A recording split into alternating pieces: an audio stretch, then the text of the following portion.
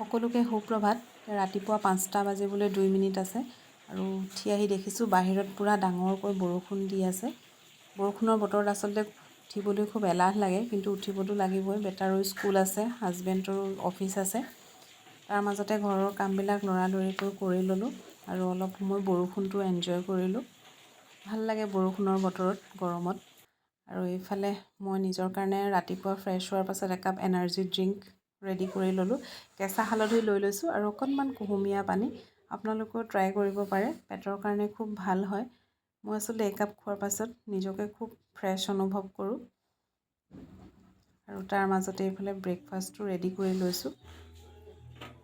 ৰুটিকে বনাইছোঁ আজি। সদায় বেলেগ বেলেগ খোৱা হয়, আজি ৰুটিকে বনালোঁ। আৰু এইফালে বেটাৰো টিফিন ৰেডি হৈ গ'ল।